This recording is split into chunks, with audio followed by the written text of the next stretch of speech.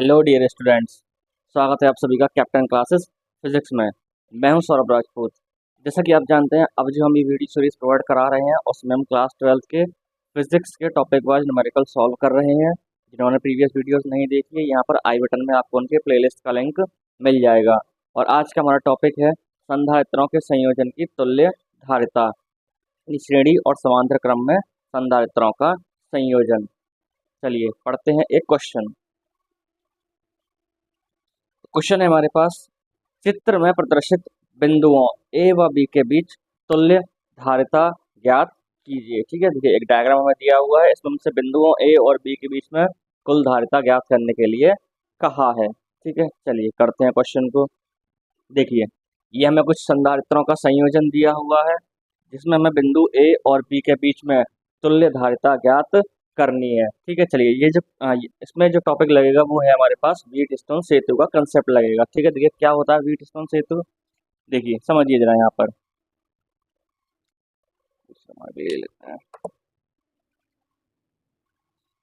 देखिए ये हमारे पास बिंदु ए है, एक संधारित्र हमारे पास इस भुजा में लगा हुआ है, एक संधारित्र इस भुजा में लगा हुआ है।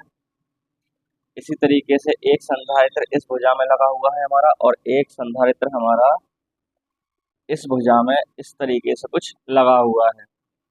ठीक है, और ये बिंदु हमने सी मान लिया, ये बिंदु हमने डी मान लिया, यहाँ पे हमारा बी है, और एक संधारित्र हमारे पास इस भुजा में लगा हुआ है। ठीक है, इसकी धारिता C1 है, इसकी धारिता C2 है, इसकी धारिता C3 है, इसकी धारिता C4 है, इसकी धारिता C5 है। तो क्या कहता है व्हीटस्टोन सेतु, अगर C1/C2 बराबर हो जाए C3/C4 के, C3/C4 के। ठीक है, यानी C1/C2 का अनुपात बराबर आता है C3/C4 के अनुपात के। तो जो हमारे पास इस बिंदुओं C और D के बीच में जो संधारित्र लगा हुआ है, ये संधारित्र हमारा क्या रहेगा, निरावेशित, यानी इसका कोई भी कार्य यहाँ पर नहीं होगा। ठीक है, यानी अगर ये कंडीशन सेटिस्फाई होती है तो क्या कर सकते हैं, आप इस संधारित्र को यहाँ से हटा सकते हैं। ठीक है, ये होती है हमारे पास व्हीटस्टोन सेतु की कंडीशन। ठीक है, शर्त होती है हमारे पास ये व्हीटस्टोन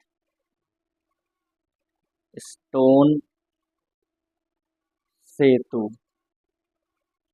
ठीक है, तो क्या कर सकते हैं हम, इस बीच वाले भुजा के संधारित्र को यहाँ से हटा सकते हैं। तो आप बड़ी आसानी से देख सकते हैं यहाँ पे, अब ये C1 C3 हमारे पास श्रेणी क्रम में हो गए, और ये C2 C4 श्रेणी क्रम में हो गए, और इनसे जो आएंगे वो समांतर क्रम में हो जाएंगे, उनको हम सॉल्व कर लेंगे।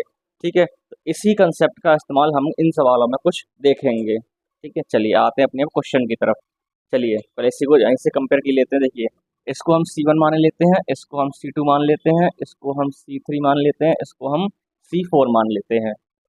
ठीक है, कुछ यही कंडीशन बनेगी इसकी, जो है इस ये संयोजन दिया हुआ है, ये संयोजन इसी पैटर्न को क्या करता है, फॉलो करता है। ठीक है, अब गौर से देखिए जरा C1 अनुपात C2 का मान निकालिए। हाँ जी, C1/C2 कितना आएगा हमारे पास, 3/3 कितना आ गया, 1। ठीक है, इसी तरीके से C3/C4 निकालिए। चलिए C3/C4 निकालते हैं। हाँ जी, C3 हमारे पास कितना है, 6, C4 भी 6 है, कितना होगा, कैंसिल हो गया 1। तो देखिए हमारे पास C1/C2 किसके बराबर आ गया, C3/C4 के।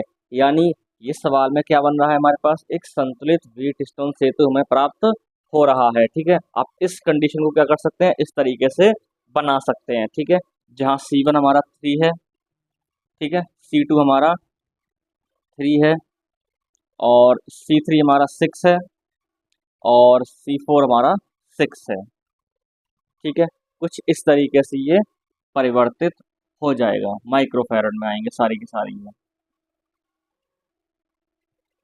ठीक है, तो जो हमें संयोजन कुछ इस तरीके से दे रखा था वो कुछ इस तरीके से परिवर्तित हो गया व्हीटस्टोन सेतु की सहायता से। ठीक है, अब यहाँ पर ज्ञात कर लेते हैं इसकी कुल धारिता। ठीक है, चलिए अब इसको जरा यहाँ से हटा देते हैं। चलिए लिखा रहने देते हैं, कोई दिक्कत नहीं है। चलिए इसके बाद यहाँ पे लिख देते हैं। अब देखिए आप देख सकते हैं C1 C3 किस क्रम में आ गए, हमारे पास श्रेणी क्रम में आ गए। ठीक है, चलिए यहाँ पे लिख देते हैं, क्योंकि C1 व C3 श्रेणी क्रम में है, श्रेणी क्रम में है तो C डैश मान लीजिए। किस तरीके से करते हैं, ऊपर दोनों गुणा कर दीजिए, नीचे दोनों को जोड़ दीजिए। हाँ जी, तो C1 हमारे पास कितना है, 3 है, C3 हमारे पास 6 है, अपॉन में 3 + 6 ऊपर कितना हो जाएगा हमारे पास 18/9, 9 से काट दीजिए, 9 दूनी 18। तो C डैश का मान कितना आ गया हमारे पास, 2 माइक्रो फैरड। ठीक है, यानी इन दोनों संधारित्रों से हमारे पास एक संधारित्र आ गया। चलिए इसको यहाँ प्रदर्शित किए देते हैं, C डैश, ये C डैश हमारे पास आ गया। इसी तरीके से C2 और C4 को सॉल्व की लीजिए। ठीक है, C2 और C4 हमारे किस क्रम में है, श्रेणी क्रम में है। इनका भी कितना आना है, 2 माइक्रोफैरड ही आना है। ठीक है, चलिए सॉल्व की लेते हैं आप इस तरीके से, चूंकि C2 व C4 श्रेणी क्रम में है। हाँ जी, C डबल डैश, ऊपर दोनों का गुणा कर दीजिए और नीचे दोनों को जोड़ दीजिए।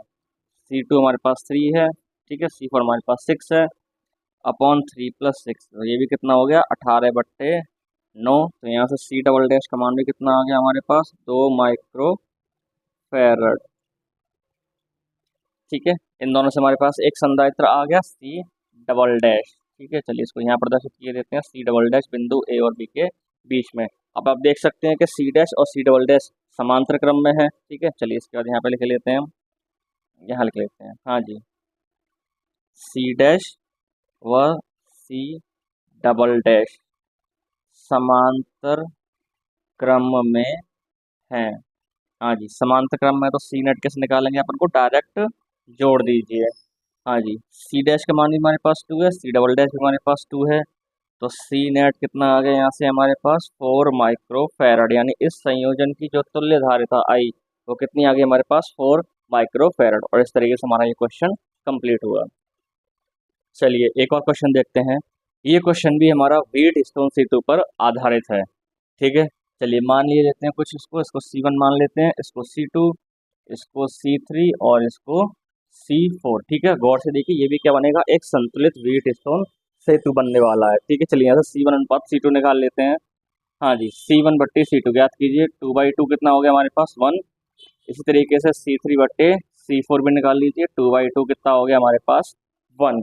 देखिए हमारे पास C1/C2 बराबर आ गया C3/C4 के। तो ये क्या बन गया हमारे पास, एक संतुलित व्हीटस्टोन सेतु।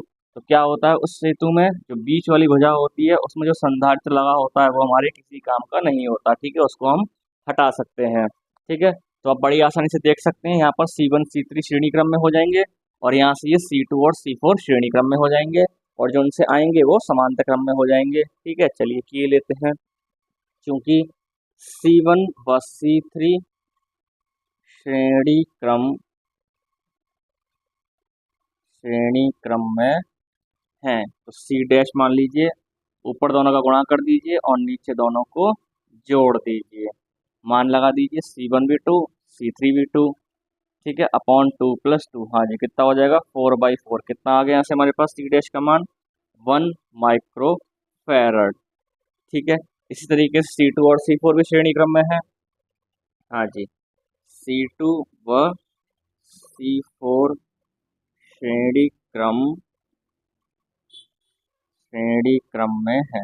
हाँ जी, तो C डबल डैश क्या कर दीजिए, ऊपर दोनों का गुणा कर दीजिए और नीचे दोनों को जोड़ दीजिए। हाँ जी, 2 × 2 अपॉन 2 + 2 कितना हो गया, 4/4। तो C डबल डैश का मान कितना आ गया हमारे पास, 1 माइक्रो फैरड। ठीक है, यानी हमारे पास दो संधारित्र बिंदुओं A और B के बीच में कुछ इस तरीके से आ गए। एक संधारित्र हमारे पास ये C डैश आ गया और दूसरा संधारित्र हमारे पास ये C डबल डैश आ गया, जो कि इन बिंदुओं A और B के बीच में कुछ इस तरीके से आ जाएंगे। आप बड़ी आसानी से देख सकते हैं कि C डैश व C डबल डैश समांतर क्रम में है। क्या आ जाएगा यहाँ से आपके पास, C नेट, डायरेक्ट जोड़ दीजिए दोनों को। हाँ जी, 1 + 1, तो C नेट का मान कितना आ गया यहाँ से हमारे पास, 2 माइक्रो फैरड। तो ये हो जाएगा हमारे पास इस संयोजन की तुल्य धारिता। और इस तरह से हमारा ये क्वेश्चन कंप्लीट हुआ। चलिए एक और सवाल देखते हैं। अब देखिए, इस क्वेश्चन को आप व्हीटस्टोन सेतु से नहीं कर सकते हैं। ठीक है, कैसे करेंगे, देखिए आप क्या करते थे उसमें, हम एक संधारित्र यहाँ होता था, एक संधारित्र यहाँ होता था, और उसका हम क्या निकालते थे, अनुपात निकालते थे। और इस भुजा में हमें कोई संधारित्र इन्होंने दिया ही नहीं है। सेम ऐसे ही यहाँ पर बनेगा, यहाँ भी हमें इस भुजा में कोई संधारित्र नहीं दिया है। इस भुजा में तो है लेकिन यहाँ पर कोई भुजा में हमारे पास संधारित्र नहीं है, तो यहाँ पर हम व्हीट स्टोन सेतु का प्रयोग नहीं कर पाएंगे। ठीक है, तो यहाँ पर क्या करेंगे, यहाँ पर हम दिमाग का इस्तेमाल करेंगे। ठीक है, देखिए किस तरीके से, यहाँ पर देखिए इस बिंदु से यहाँ तक देखिए कोई संधारित्र बीच में लगा हुआ नहीं है। ठीक है, यानी इस भुजा में यहाँ से यहाँ तक कोई भी संधारित्र नहीं है। तो देखिए हम क्या कर सकते हैं, इस संधारित्र को हम यहाँ से हटा सकते हैं। ठीक है, यानी सिंपल कुछ नहीं, ये क्या कर रहे हैं हम यहाँ से इस संधारित्र की यहाँ से हटा के इसको कहाँ कर रहे हैं हम, इस तरीके से यहाँ पर जोड़ रहे हैं। ठीक है, जोड़ सकते हैं। देखिए यहाँ से यहाँ पर कोई संधारित्र हमारे पास बीच में नहीं है, तो हमने यहाँ से इसको हटाया और यहाँ पर इसको हमने जोड़ दिया। ठीक है, तो यानी ये जो कुछ कंडीशन बनने वाली है वो कुछ इस तरीके से हमारे पास हो जाएगा, यानी ये संधारित्र इसके साथ इस तरीके से समांतर क्रम में आ जाएगा। ठीक है, देखिए इसी तरीके से अब यहाँ पर देखिए यहाँ से यहाँ तक हमारे पास कोई भी संधारित्र नहीं है, तो क्या कर सकते हैं हम इसको यहाँ से हटा सकते हैं और इसको यहाँ पर इस तरीके से जोड़ सकते हैं। ठीक है, यानी इस संधारित्र को हम क्या कर सकते हैं, इस संधारित्र के साथ समांतर क्रम में इस तरीके से लगा सकते हैं। ठीक है, क्लियर है। हाँ जी, तो देखिए आप बड़ी आसानी से देख सकते हैं ये दोनों समांतर क्रम में हो गए, ये इसके साथ समांतर क्रम में हो गया। इसको सॉल्व किए लेते हैं, चलिए इसको हम C1 मान लेते हैं, इसको हम C2 मान लेते हैं, इसको C3 नाम दिए देते हैं और इसको हम C4 नाम दिए देते हैं। ठीक है, चलिए इतने अब लिख देते हैं, चूंकि C1 व C2 समांतर क्रम में है। हाँ जी, समांतर क्रम में है तो C डैश मान लीजिए और डायरेक्ट दोनों को जोड़ दीजिए, कितना हो जाएगा C प्लस C, तो C डैश कितना आ गया हमारे पास 2C। ठीक है, C डैश हमारे पास कितना आ गया 2C आ गया। इसी तरीके से C3 और C4 भी समांतर क्रम में है, C3 व C4 समांतर क्रम में है। हाँ जी, तो उसको C डबल डैश मान लीजिए, डायरेक्ट जोड़ दीजिए C3 प्लस C4, कितना हो जाएगा हमारे पास ये C प्लस C, तो C डबल डैश भी हमारे पास कितना आ गया 2C। ठीक है, चलिए C डबल डैश भी हमारे पास कितना आ गया 2C आ गया। अब समझिए, देखिए ये जो कुछ कंडीशन है वो कुछ इस तरीके से बन गई। देखिए इस दोनों से हमारे पास एक संधारित्र ये आया जिसकी धारिता हमारे पास 2C आई है, यानी C डैश। ठीक है, C डैश हमारे पास ये आ गया। इसके साथ देखिए एक ये C जुड़ा हुआ है। ठीक है, इसी तरीके से कुछ कंडीशन नीचे बनने वाली है। देखिए यहाँ पे हमारे पास ये C और इन दोनों से हमारे पास क्या आया है C डबल डैश आया है। ठीक है, यहाँ पे हमारे पास ये बिंदु B दिया हुआ है और यहाँ पर ये बिंदु A दिया हुआ है हमें। ठीक है, ये C डबल डैश जिसकी धारिता C आई है और ये हमारे पास 2C और वो C। ठीक है, अब आप देख सकते हैं यहाँ से हमारे पास C डैश और C जो है वो किस क्रम में है, श्रेणी क्रम में है। इसी तरीके से यहाँ से ये C डबल डैश और ये C ये श्रेणी क्रम में है। ठीक है, चलिए तो क्या लिखते हैं यहाँ पे हम C डैश व C श्रेणी क्रम में है।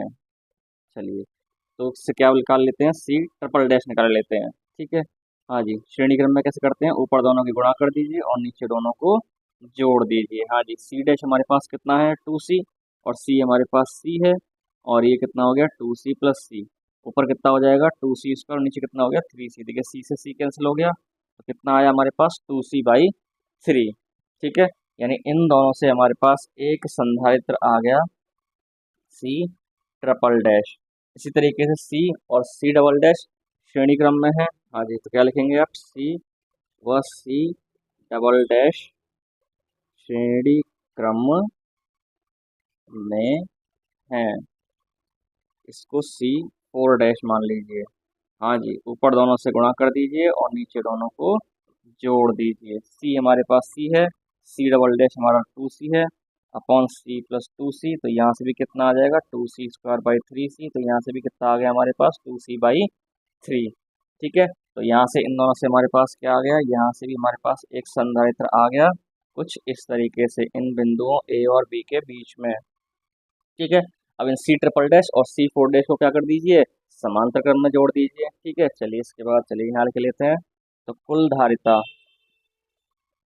हाँ जी, तो कुल धारिता निकालने के लिए क्या कर दीजिए, सी नेट निकालने के लिए इन दोनों को जोड़ दीजिए, सी ट्रिपल डैश और सी फोर डैश, ठीक है, समांतर क्रम में है, ठीक है, इसलिए क्या कर दिया, डायरेक्ट इनको जोड़ दिया, 2c/3 ही इसका मान है, 2c/3 ही इसका मान है, तो सी नेट का मान जो आया वो कितना आ जाएगा हमारे पास, 4c/3, ठीक है। तो इस स्थिति में जो हमें स्थिति दी हुई थी उसके संयोजन की कुल धारिता कितनी आई है हमारे पास, 4c/3। तो इस तरीके से हमारा एक और ये क्वेश्चन कंप्लीट हुआ, एक बहुत ही अच्छा सवाल। चलिए एक और क्वेश्चन देखते हैं। इस क्वेश्चन में क्या पूछा हमसे, बिंदु ए और बी के बीच में तुल्य धारिता, ठीक है। चलिए तो शुरुआत करते हैं यहाँ से, देखिए आप देख सकते हैं ये दो दो माइक्रोफेरेड के क्या है, आपस में समांतर क्रम में जुड़े हुए हैं। चलिए नाम ले लेते हैं, कुछ उनको नंबरिंग किए देते हैं, C1, C2, C3, C4, C5, C6, C7, ठीक है। इस तरीके से पहले हमने इनको नंबरिंग दे दी।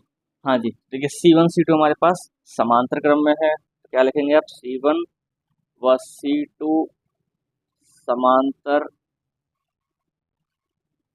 क्रम में है। हाँ जी, समांतर क्रम में तो सी डैश बोल दीजिए और क्या कर दीजिए, डायरेक्ट जोड़ दीजिए, 2 + 2, तो सी डैश कितना आ गया हमारे पास, 4 माइक्रो फैरड, ठीक है। यानी इन दोनों से हमारे पास एक संधारित्र आ गया जिसकी धारिता कितनी बनेगी, 4 माइक्रोफैरड बनेगी, ठीक है। चलिए इसको साफ कर लेते हैं यहाँ से। चलिए तो यहाँ से हम दोनों के हमारे पास एक संधारित्र आ गया सी डैश जिसकी धारिता हमारे पास कितनी है, 4 माइक्रोफैरड, ठीक है। तो आप देख सकते हैं कि ये सी डैश और ये C7 दोनों किस क्रम में बन गए हमारे पास, श्रेणी क्रम में बन गए, ठीक है। चलिए तो लिख लेते हैं यहाँ पे सी डैश व C7 श्रेणी क्रम में है।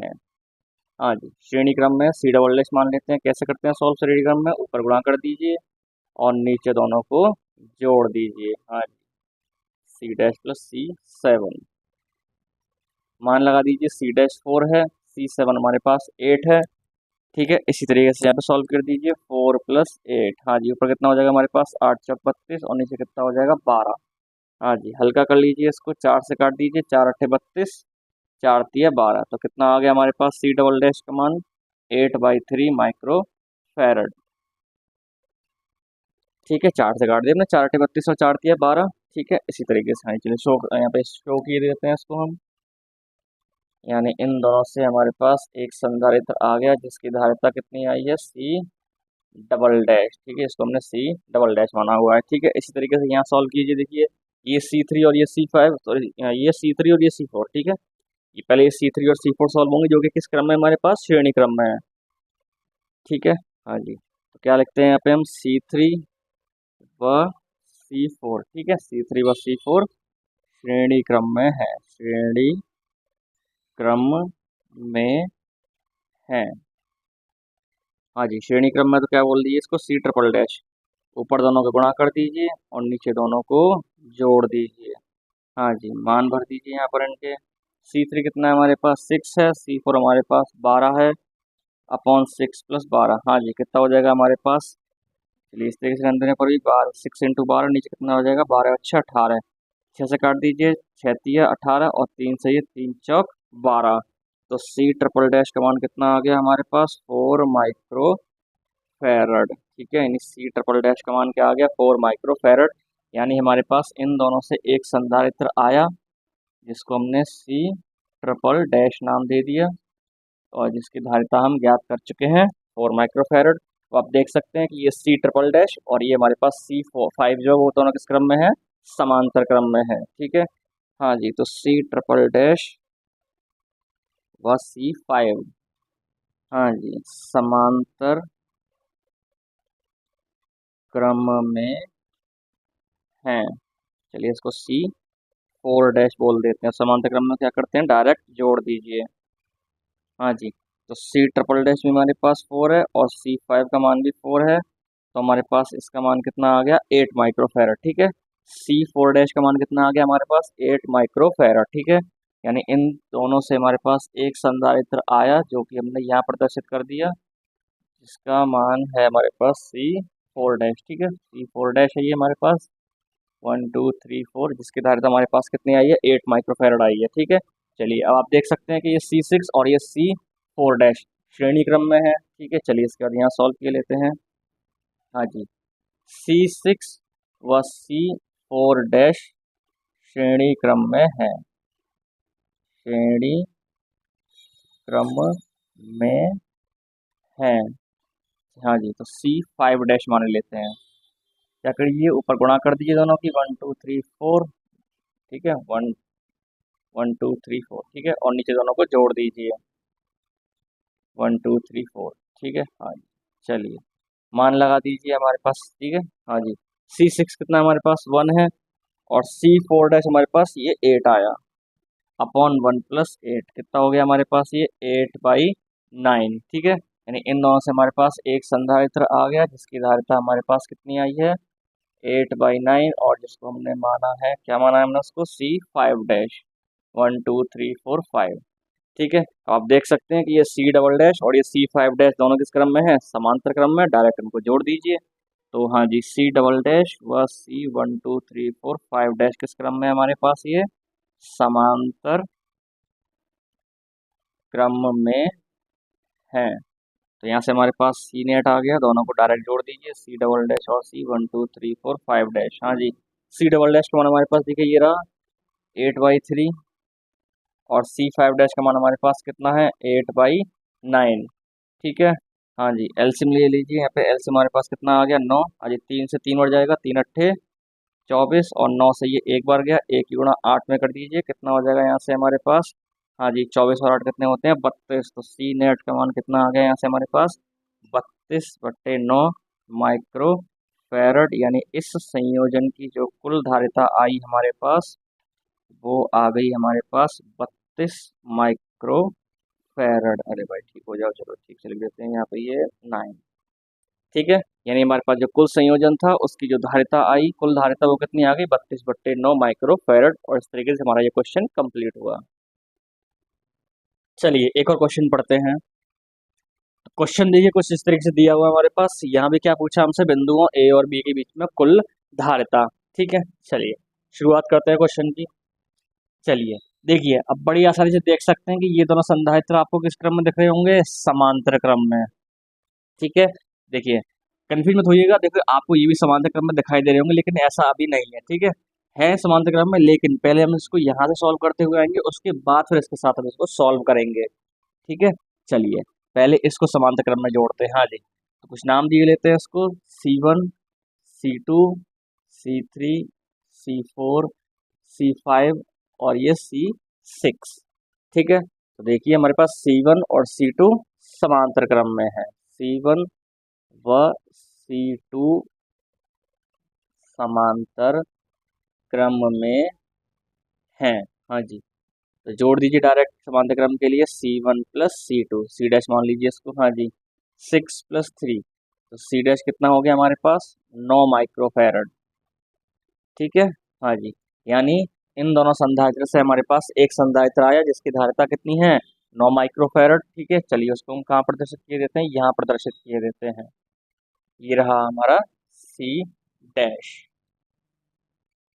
ठीक है, चलिए अब देखिए क्या कर सकते हैं हम यहाँ से। देखिए अब इसको देखिए यहाँ से हटा के क्या हम इसको इस तरीके से यहाँ पे जोड़ सकते हैं। ठीक है, एक ही बात देखिए, यहाँ से यहाँ तक हमारे पास कोई संधारित्र बीच में तो है नहीं है, तो हमने उसको यहाँ से हटाया और यहाँ जोड़ दिया। ठीक है, और अगर थोड़ा ठीक से बनाए तो क्या बन जाएगा हमारे पास, ये कुछ इस तरीके से बन गया, यानी C डैश जो है वो हमारा क्या आ गया इस C3 के साथ समांतर क्रम में आ गया। ठीक है, यानी हमारे जो थे 6 3 और ये 2, वो तीनों किस क्रम में थे, समांतर क्रम में थे। एक 6 का था, एक 3 का था, एक ये 2 का है, तो ये किस क्रम में हो गए, समांतर क्रम में हो गए तीनों। ठीक है, हाँ जी, तो लिखिए यहाँ पे क्या हो गया हमारे पास C डैश व C3 समांतर क्रम में है। हाँ जी, तो C डबल डैश बोल दीजिए, C डैश + C3। हाँ जी, C डैश 9 है और वो हमारे पास 2 है, तो C डबल डैश कितना हो गया हमारे पास 11 माइक्रोफैरड। ठीक है, हाँ जी, तो इन दोनों से हमारे पास एक संधारित्र आ गया जिसकी धारिता कितनी आई 11 माइक्रोफैरड, और जिसको हमने बोला है सी डबल डैश। ठीक है, तो ये आ गया हमारे पास सी डबल डैश। ठीक है, चलिए अब देखिए, अब इसको सॉल्व कर लेते हैं आसानी से। देखिए हाँ, अब ये इसके साथ समांतर क्रम में बड़ी आसानी से हमें दिख जाएगा। ठीक है, पहले हमको देखने में दिक्कत हो रही थी, ठीक है, क्योंकि परेशानी थी, क्योंकि कुछ संधारित्र इधर भी जुड़े हुए थे। ठीक है, अब इधर का सारा मामला हल्का हो गया, तो देखिए ये इसके साथ अब हमको बड़ी आसानी से दिखाई दे रहा है कि ये इसके साथ समांतर क्रम में है। ठीक है, तो क्या कर दीजिए, यहाँ से हटाइए इसको और यहाँ से इस तरीके से जोड़ दीजिए। ठीक है, क्योंकि बीच में देखिए कोई संधारित्र नहीं है, तो यहाँ से हमने तार हटाया और यहाँ पर रख दिया, तो ये किस क्रम में हो गए हमारे पास, समांतर क्रम में हो गए। तो क्या लिखेंगे यहाँ से आप, C4 व C5 समांतर क्रम में है। हाँ जी, तो डायरेक्ट जोड़ दीजिए C triple dash, C4 plus C5। हाँ जी, C4 हमारे पास कितना है, 5 है, और C5 हमारे पास 4 है। कितना आ गया यहाँ से हमारे पास, C ट्रिपल डैश का मान 9 माइक्रो फैरड। ठीक है, यानी इन दोनों से हमारे पास एक संधारित्र आ गया जिसकी धारिता हमारे पास C ट्रिपल डैश है और 9 माइक्रोफैरड का है वो। ठीक है, तो आप देख सकते हैं ये C6 C डबल डैश और C ट्रिपल डैश तीनों के क्रम में है, श्रेणी क्रम में है। बस इसको सॉल्व कर दीजिए। हाँ जी, तो क्या लिखेंगे यहाँ पे अब हम, हाँ जी, C6 C डबल डैश व C ट्रिपल डैश श्रेणी क्रम में है, श्रेणी क्रम, श्रेणी क्रम में है। हाँ जी, तो श्रेणी क्रम में है तो क्या कीजिए आप 1/C नेट करके जोड़ दीजिए, 1/C6 1/C double dash plus 1/C triple dash. ठीक है, मान लगा दीजिए। चलिए यहाँ पे किए देते हैं इसके आगे हम। हाँ जी, 1/C नेट कितना आया हमारे पास, 1/C6, C6 कितना है हमारे पास, 8 का है। हाँ जी, उसके बाद C डबल डैश हमारे पास 11 का है। उसके बाद C ट्रिपल डैश, हाँ जी, C ट्रिपल डैश हमने अभी निकाला है 9 का है। ठीक है, ये 9 का है। ठीक है, अब इसको क्या करना है, इसको बस हमें सॉल्व करना है। हाँ जी, एलसीएम ले लीजिए, तो एलसीएम कितना आ जाएगा इसका, 792। ठीक है, सिंपली क्या कर दीजिए, तीनों की गुणा कर दीजिए। ठीक है, और इससे सिंपल क्या लेंगे, तीनों की सिंपल क्या कर दीजिए, गुणा कर दीजिए। ठीक है, हाँ जी, 8 से काटिए, 8 से भाग दीजिए 792 में। सिंपल, हमने कुछ नहीं किया, तीनों की गुणा कर दी है। ठीक है, लिखिए लेते कि कितना हो जाएगा यहाँ से, 11 × 9 99, 99 में 8 से गुणा कर दीजिए, 9 × 72 का 2, हासिल लगा 7, 9 × 72, 72 और 7 कितना हो जाएगा, 79। ठीक है, 792। हाँ जी, तो 8 से देखिए, 8 से भाग दीजिए तो कितनी बार कटेगा, 99 बार। ठीक है, 8 से भाग देंगे तो कितनी बार कटेगा, 99 बार। ठीक है, 99 टाइम्स। ठीक है, 99 बार कट गया। ठीक है, हाँ जी, 11, 11 से भाग दीजिए। ठीक है, सिंपल, 11 से भाग दीजिए कितना, 792 में। हाँ जी, तो 11 सत्ते 77, कितना बचेगा यहाँ से हमारे पास, 9 में 7 गया तो 2। हाँ जी, 11 दूनी 22, कितनी बार कट गया, 72 बार। ठीक है, अब 9 से भाग दीजिए इस तरीके से, 9 से भाग दीजिए इसमें। हाँ जी, 9 से भाग दीजिए 792 में। हाँ जी, 9 अट्ठे 72। ठीक है, हाँ जी, 9 अट्ठे 72। ठीक, हाँ जी, कितना बचा यहाँ से हमारे पास, 7, और यहाँ से 2, फिर से 9 अट्ठे 72। ठीक है, कितनी बार कट गया इससे, 88 बार। हाँ जी, ऊपर सबको क्या कर दीजिए, सिंपल जोड़ दीजिए। हाँ जी, 99 प्लस 72 प्लस 88। हाँ जी, 8 और 10, 10 और 9, 19 का 9, हाथ से लगा 1, 9 और 1 10, 10 और 7 17, 17 और 8 कितना हो जाएगा हमारे पास, 25। ठीक है, तो कितने आ गए हमारे पास, 259, 259। ये हमारे पास क्या आ गया, 1/C नेट का मान आ गया। हमें C नेट का मान चाहिए तो क्या कर दीजिए, दोनों को पैरों पकड़ के उल्टा कर दीजिए। ठीक है, हाँ जी, तो कितना हो गया हमारे पास, यहाँ से इसको साफ कर देते हैं। हाँ जी, तो C नेट का मान कितना आ जाएगा यहाँ से हमारे पास, हाँ जी, उल्टा कीजिए इसको, 792 ऊपर चला जाएगा और 259 हमारा नीचे आ जाएगा। इतना माइक्रो फैरड, 792 बट्टे 259 माइक्रो फैरड के आ गई हमारे पास इस संयोजन की तुल्य धारिता। और इस तरीके से हमारा ये क्वेश्चन कंप्लीट हुआ। चलिए एक और क्वेश्चन देखते हैं हम। देखिए इस क्वेश्चन में भी क्या पूछा हमसे, बिंदु ए और बी के बीच में कुल धारिता। ठीक है, चलिए देखिए इस तरीके के क्वेश्चन सेम कुछ पहले कुछ करा चुके हैं हम, जिसमें हमने कुछ इस तरीके से प्लेटों का संयोजन देखा था। ठीक है, कुछ इस तरीके से कुछ प्लेटें थी जो इस तरीके से कुछ बिंदुओं पे इस तरीके से बनी हुई है। ठीक है, जिन्होंने क्वेश्चन नहीं देखे हो आई बटन में आपको वीडियोस मिल जाएंगी, आप उनको देख सकते हैं। ठीक है, कुछ इस तरीके से हमने सवाल किए थे। वहां पे हमने क्या किए थे, दो बिंदु माने थे जैसे ए और बी, उनके बीच में हमने क्या निकाले थे, इन प्लेटों को एडजस्ट किया था। ठीक है, वही सेम इस्तेमाल, वही तरीका सेम यहाँ पर हम लगाने वाले हैं। ठीक है, चलिए किस तरीके से किए थे हमने, चलिए देखते हैं। चलिए, हाँ जी, अब गौर से देखिए, देखिए ये बिंदु हमारा ए है, यहाँ से एक तार जा रहा है जो कि इस तरीके से यहाँ पर आ रहा है। इसी तरीके से बिंदु बी है, यहाँ से एक तार चलता हुआ आया और यहाँ पर इस बिंदु पर आ मिला। ठीक है, चलिए कुछ नंबरिंग किए देते हैं। देखिए ये ए है, तो देखिए जाहिर सी बात है ये जो प्लेट है वो बिंदु ए के लिए जुड़ी हुई है। ठीक है, तो इसको हमने ए नाम दे दिया। ठीक है, इसी तरीके से देखिए ये एक तार जा रहा है बिंदु ए से होता हुआ, तो देखिए ये तार यहाँ पे आ रहा है और ये तार देखिए इन दोनों प्लेटों से जुड़ा हुआ है, तो देखिए ये प्लेट भी बिंदु ए की है और ये प्लेट भी बिंदु ए की है। ठीक है, इसी तरीके से देखिए यहाँ पे हमारे पास बिंदु बी है, यहाँ से एक तार आ रहा है, तो देखिए ये प्लेट क्या है, ये प्लेट बी के लिए है। इस तरीके से ये तार आया और ये तार यहाँ पे आ गया, तो ये दोनों प्लेटें किसकी हो गई, बिंदु बी की हो गई। ठीक है, तो देखिए कुछ इस तरीके से यहाँ पे हमारे पास ये कंडीशन बनने वाली है। ये बिंदु हमारे पास ए यहाँ पे हमने शो कर दिया है और बिंदु बी हमने यहाँ शो कर दिया। ठीक है, यहाँ पे हमारा बिंदु ए, वहाँ बिंदु बी। ठीक है, अब देखिए बिंदु ए पर कितनी प्लेटें हैं, एक दो तीन प्लेटें हैं। ठीक है, चलिए तो कुछ इस तरीके से हम इन प्लेटों को दिखाई देते हैं।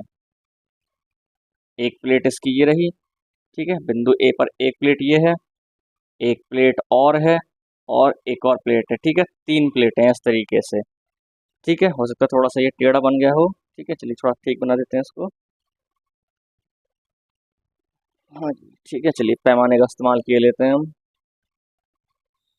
चलिए, तो बिंदु ए के लिए हमारे पास तीन प्लेटें हैं। एक प्लेट हमने ये प्रदर्शित कर दी, एक प्लेट ये प्रदर्शित कर दी और एक प्लेट हमने ये प्रदर्शित कर दी। ठीक है, तो इस तरीके से हमारे पास ये बिंदु ए पर तीन प्लेटें आ गई। इसी तरीके से देखिए ठीक बिंदु बी के लिए भी हमारे पास तीन प्लेटें हैं। ठीक है, तो यहाँ भी तीन प्लेटें प्रदर्शित किए देते हैं। चलिए, हाँ जी, बिंदु बी के लिए भी तीन प्लेटें थी, तो देखिए एक प्लेट ये आ गई, दूसरी प्लेट हमने ये दिखा दी और तीसरी प्लेट हमने ये प्रदर्शित कर दी। ठीक है, तो इस तरीके से आप देख सकते हैं यहाँ पे हमारे पास क्या बन गए, ये तीन संधारित्र समांतर क्रम में बन गए। ठीक है, ये जो संयोजन दिया हुआ है वो क्या दिया हुआ है हमें, तीन संधारित्र दिए हुए हैं जो कि एक दूसरे से समांतर क्रम में जुड़े हुए हैं। ठीक है, चलिए हर किसी की धारिता यहाँ में सी सी सी दी हुई है। ठीक है, अब बढ़िया समझ देख सकते हैं तीनों संधारित्र हमारे पास समांतर क्रम में है, तो कुल धारिता क्या हो जाएगी, हाँ जी, तो कुल धारिता सी नेट क्या कर दीजिए, तीनों को जोड़ दीजिए, सी1 सी प्लस सी। ठीक है, समांतर क्रम में है तो सी नेट कितना आ गया यहाँ से हमारे पास 3 सी। ठीक है, यानी इस संयोजन की तुल्य धारिता कितनी आ गई हमारे पास 3 सी। अब मान लीजिए सी का कुछ मान दिया होता। ठीक है, थोड़ी देर के लिए मान लेते हैं, चलिए सी का मान मान लिया हमने 3 माइक्रोफैरड हमको दिया हुआ है, तो संयोजन की कुल धारिता कितनी होगी, वेरी सिंपल, यहाँ पर सी का मान लगा दीजिए, तो सी नेट कितना हो जाएगा हमारे पास 3 × 3, तो सी नेट का मान कितना आ जाता है हमारे पास 9 माइक्रोफैरड, यानी इस संयोजन की कुल धारिता हमारे पास कितनी आ जाती, 9 माइक्रोफैरड आ जाती। तो इस तरीके से हमारा ये क्वेश्चन कंप्लीट हुआ। चलिए एक और क्वेश्चन देखते हैं हमारे पास। यहाँ भी क्या पूछा हमसे, बिंदुओं ए और बी के बीच में कुल धारिता। ठीक है, अब देखिए यहाँ पर बिंदु ए और बी जो है वो इनकी स्थितियां बदल दी हैं। ठीक है, बिंदु ए यहाँ पर बोला है उन्होंने और बिंदु बी उन्होंने यहाँ पर बोला है। ठीक है, अब देखिए गौर से समझिए, अब देखिए ये संधारित्र किस क्रम में होने वाले हैं, श्रेणी क्रम में होने वाले हैं। ठीक है, ये 6 माइक्रोफैरड और ये वाला 6 माइक्रोफैरड, ये दोनों किस क्रम में होने वाले हैं, श्रेणी क्रम में होंगे। अब ये समांतर क्रम में नहीं होंगे। ठीक है, क्योंकि बिंदुओं की स्थिति यहाँ पर बदल गई और श्रेणी और समांतर किस पर निर्भर कर रहा है, हमारा बिंदुओं पर निर्भर करता है। ठीक है, यानी किन बिंदुओं के बीच में हमें धारिता ज्ञात करनी है। ठीक है, तो देखिए यहाँ पर ये छह दोनों माइक्रोफैरड, छह माइक्रोफैरड के दोनों संधारित्र श्रेणी क्रम में होने वाले हैं, तो C1 मान लेते हैं इसको, ये C2 और ये हमारा C3। ठीक है, तो क्या लिखेंगे यहाँ पे हम, अब C1 व C2 श्रेणी क्रम में है,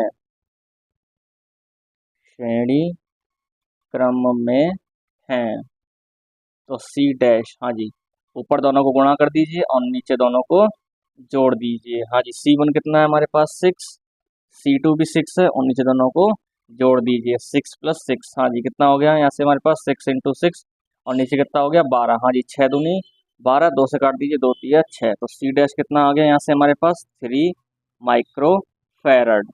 ठीक है, ये हमारे पास C डैश का मान आ गया। ठीक है, चलिए कुछ इस तरीके से शो किए देते हैं। ये बिंदु A है हमारे पास, ठीक है, इधर बिंदु A है, यहाँ से हमारे पास इन दोनों के बीच में एक संधारित्र आ गया जिसकी धारिता C डैश है, और यहाँ पे हमारा क्या है, ये बिंदु यहाँ पे कहीं पे बिंदु B है, और एक संधारित्र हमारा यहाँ पे, चलिए इसको हमने खिसका के यहाँ लगा दिया। ठीक है, हमारे पास ये C3, तो आप बड़ी आसानी से देख सकते हैं कि C डैश और C3 हमारे दोनों किस क्रम में होने वाले हैं, समांतर क्रम में होने वाले हैं। तो C डैश व C3 समांतर क्रम में हैं, तो C नेट क्या आ जाएगा, दोनों को जोड़ दीजिए C डैश + C3। ठीक है, हाँ जी C डैश हमारे पास 3 है, C3 हमारे पास 2 है, तो C नेट कितना आ गया हमारे पास 5 माइक्रो फैरड। ठीक है, यानी इस संयोजन की जो कुल धारिता होगी वो कितनी होगी, 5 माइक्रो फैरड। हमारा क्वेश्चन कंप्लीट हुआ। चलिए एक और क्वेश्चन देखते हैं इसी तरीके का। अब देखिए यहाँ पे हमारे पास बिंदु A और B यहाँ पर दिए हुए हैं, और यहाँ पे इन दोनों बिंदुओं के बीच हमसे क्या पूछी है, कुल धारिता। ठीक है, तो देखिए यहाँ पर ये 10 माइक्रोफैरड और ये 15 माइक्रोफैरड वाले, ये दोनों आपस में श्रेणी क्रम में होने वाले हैं, और इधर ये 8 माइक्रोफैरड और ये 8 माइक्रोफैरड, ये दोनों इधर श्रेणी क्रम में होने वाले हैं। ठीक है, उसके बाद जो इनसे आएगा वो दोनों समांतर क्रम में हो जाएंगे। नाम दिए देते हैं इसको हम C1 C2, ये C3 ये C4। हाँ जी, तो क्या लिखेंगे यहाँ पे हम, C1 व C2 श्रेणी क्रम में है। हाँ जी, तो C डैश क्या कर दीजिए, ऊपर दोनों से, ऊपर दोनों की गुणा कर दीजिए और नीचे दोनों को जोड़ दीजिए। हाँ जी, तो कितना हमारे पास ये 10 × 15 अपॉन 10 + 15। ठीक है, तो ऊपर कितना हो गया हमारे पास 10 × 15 और नीचे कितना हो जाएगा हमारे पास 15 और 10 25। ठीक है, काट दीजिए यहाँ से, 5 के 15 पचम 25, 5 से काट दीजिए 5 दूनी 10। ठीक है, तो C डैश कितना आ गया यहाँ से हमारे पास 6 माइक्रो फैरड का। ठीक है, यानी इन दोनों से हमारे पास जो एक संधारित्र आया, चलिए यहाँ प्रदर्शित किए देते हैं इस तरीके से बिंदुओं A और B के बीच में।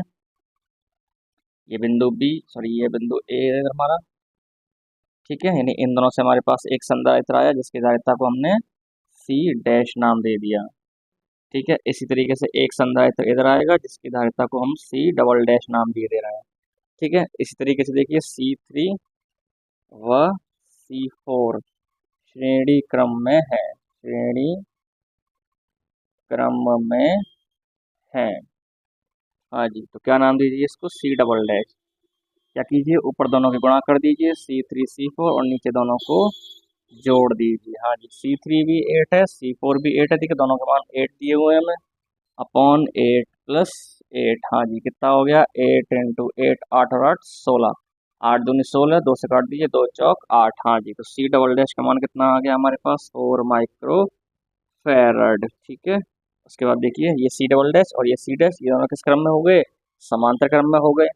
हाँ जी, C डैश व C डबल डैश समांतर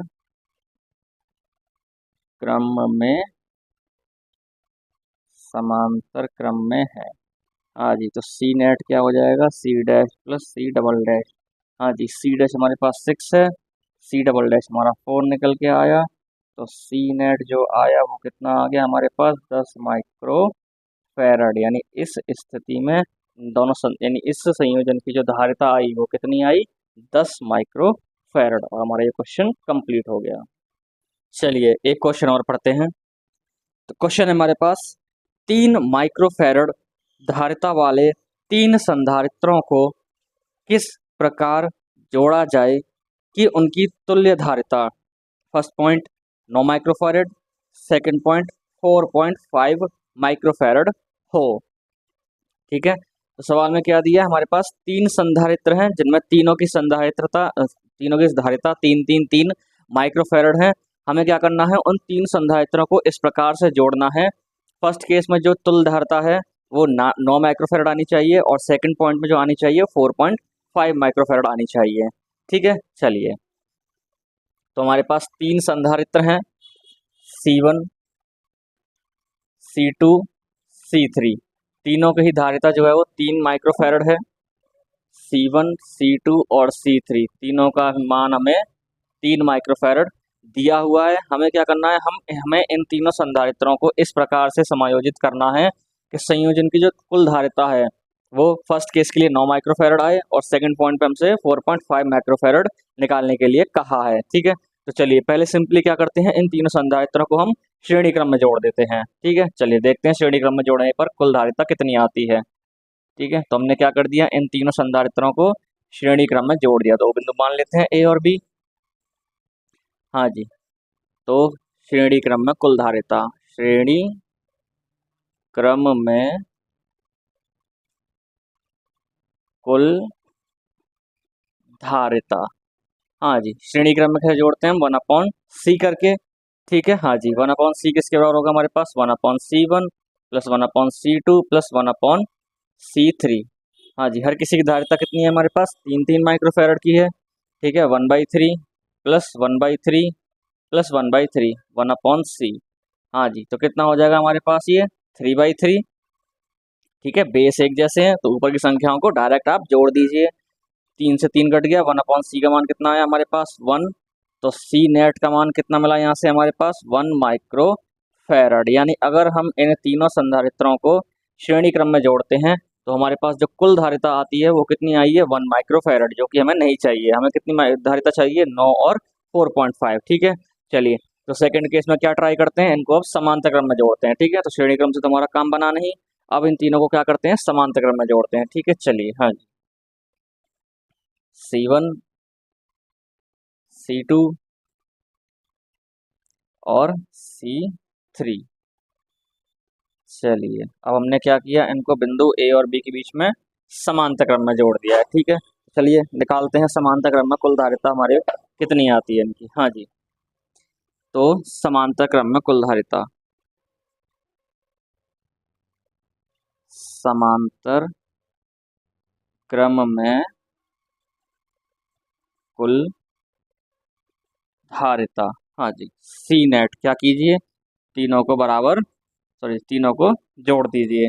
C1 C2 C3 कितना हो जाएगा, 3 + 3 + 3। हाँ जी, तो सी नेट कितना आ गया यहाँ से हमारे पास 9 माइक्रोफैरड। ठीक है, चलिए एक आंसर हमारे पास आया।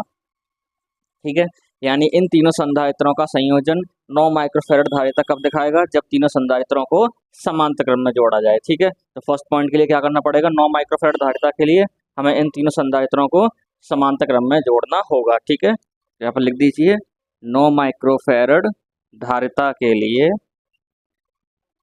9 माइक्रोफैरड धारिता के लिए संधारित्रों को समांतर,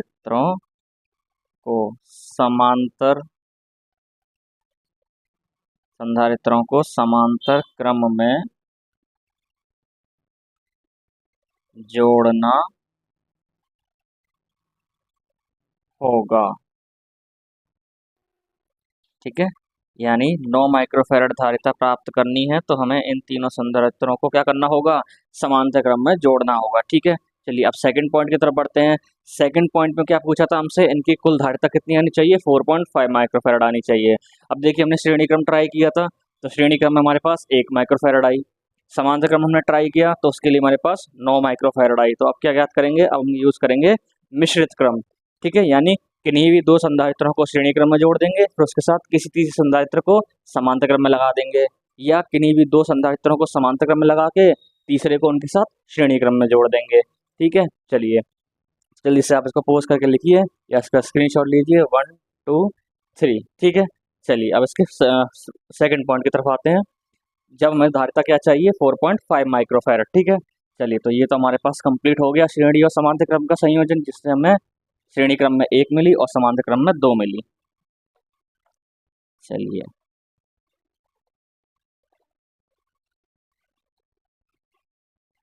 अब आते हैं इनके लिए कुल धारिता हमें चाहिए 4.5 माइक्रोफैरड, तो उन्हें किस तरीके से संयोजित किया जाए। ठीक है, चलिए अब यूज़ करते हैं उसमें हम मिश्रित क्रम को, यानी किन्हीं भी 2 को पहले हम क्या करते हैं, समांतर क्रम में जोड़ते हैं, फिर उसके साथ तीसरे को हम श्रेणी क्रम में जोड़ते हैं। चलिए ट्राई करते हैं उसको। हाँ जी, तो हम कुछ इस तरीके से किए लेते हैं, ये हमारे पास C1 इसके समांतर क्रम में हम क्या लगा देते हैं, C2, और फिर उनके श्रेणी क्रम में हमने लगा दिया ये C3।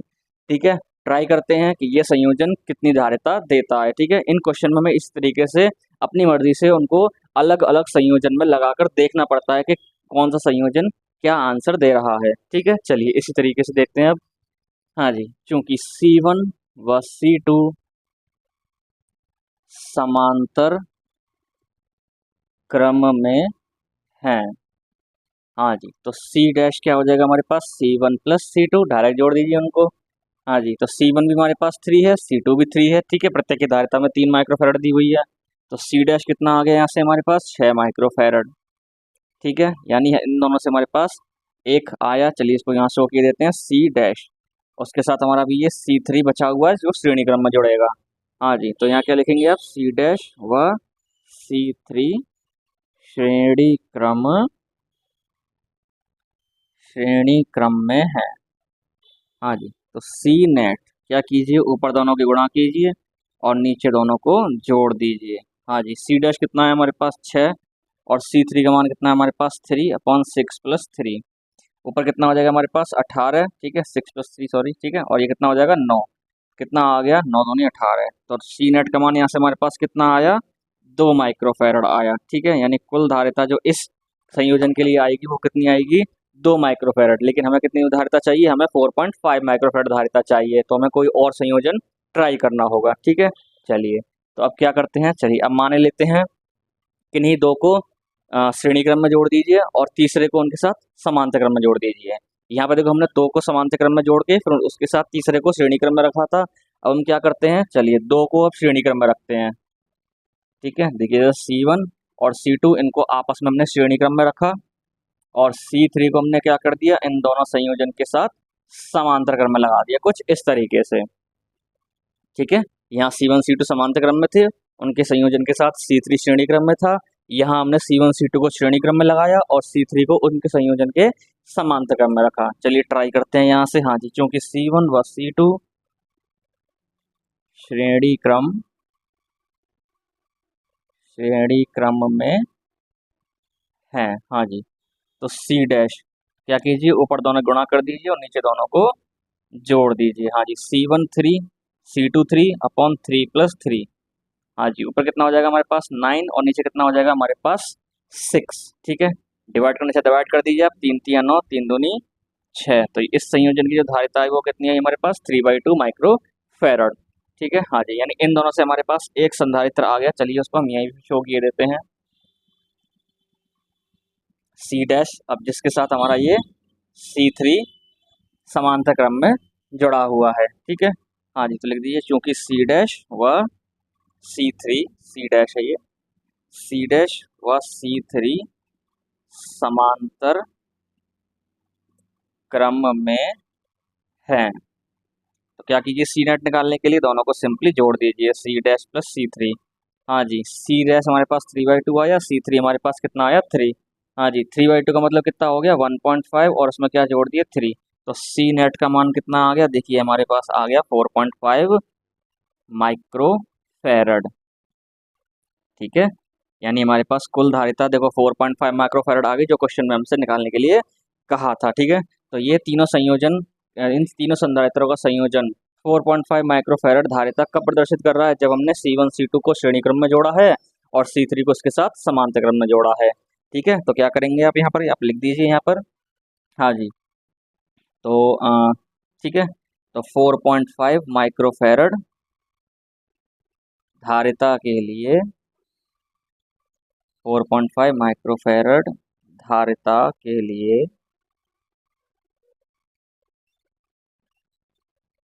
दो संधारित्रों को, ठीक है, दो संधारित्रों को श्रेणी क्रम में, ठीक है, श्रेणी क्रम में रखकर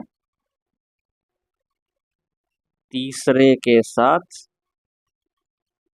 तीसरे के साथ, ठीक है, तीसरे के साथ समांतर क्रम में